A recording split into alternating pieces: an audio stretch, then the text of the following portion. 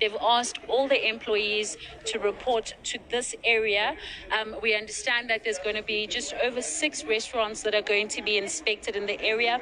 You've got immigration. Immigration is going to be looking at the paperwork and in terms of whether South Africans are employed or not. But I want to bring in now the chief inspector in Gauteng, and I want to ask you now. So we can see you already calling people in. Could you perhaps explain to us what is the process now?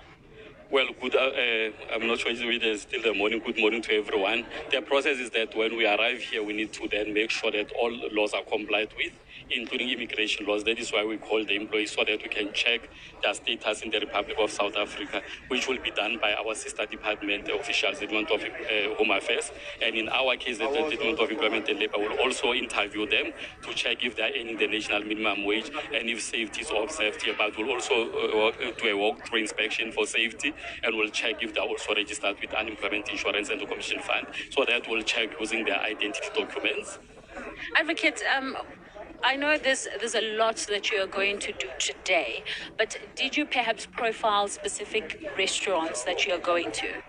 Well, we checked restaurants in general. We did not profile the specific restaurant, and we said we were reacting to non-compliance in this particular industry, because we have a lot of complaints that came from this industry. So we thought that we should then do blitz inspections. So generally, we're doing blitz inspections in all the restaurants in the province, starting from yesterday. But today we are on a joint inspection with other sister departments, so that we strengthen the high-level, high-impact inspections that we are doing. So the binding candidate is also part of us today in the Department of Home Affairs.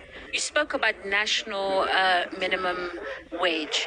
Take us through what is the usual occurrence in the restaurant industry when it comes to these things, and what is it that you expect them to do correctly? Well, we expect the current national minimum wage to be complied with, which is 28 Rand 76 cents in terms of the collective agreement of the bargaining council, and 27 Rand 58 cents in terms of the national minimum wage of the Department of Employment and Labour.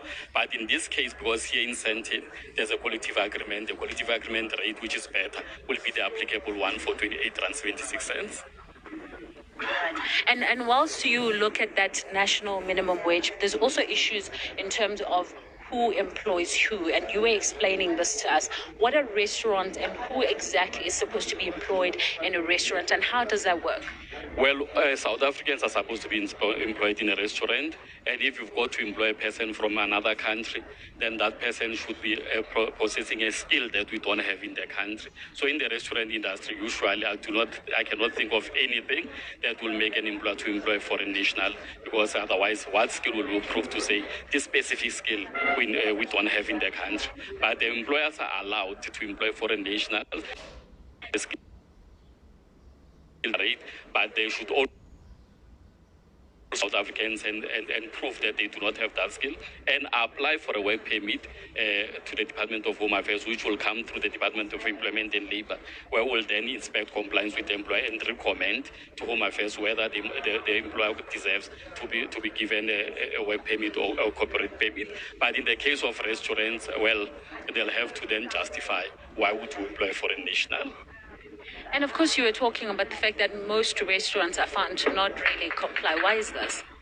They definitely don't comply, and we suspect that the employment of foreign nationals, based on the interventions that we made and what we established from the previous inspections, is that they underpay them. They do not comply with the national minimum wage, and that is why we say they do not employ foreign nationals because they love them, but because they are able to abuse them, and knowing that they might not approach the Department of Employment and Labour. Whereas we say as the department that everyone is entitled to a national minimum wage, irrespective of his nationality, and that must be complied with.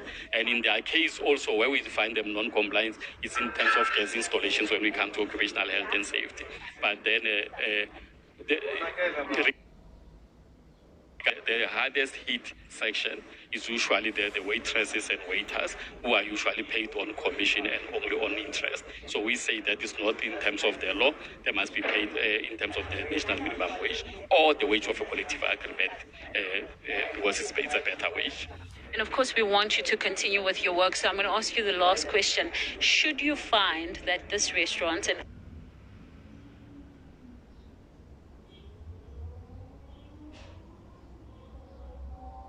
All right, we've lost signal there with Nqobile Madlala, who's on the ground with a multidisciplinary team comprising of labor officials, home affairs, as well as police in their inspection in terms of enforcing aspects of the law as well there. And we'll check back.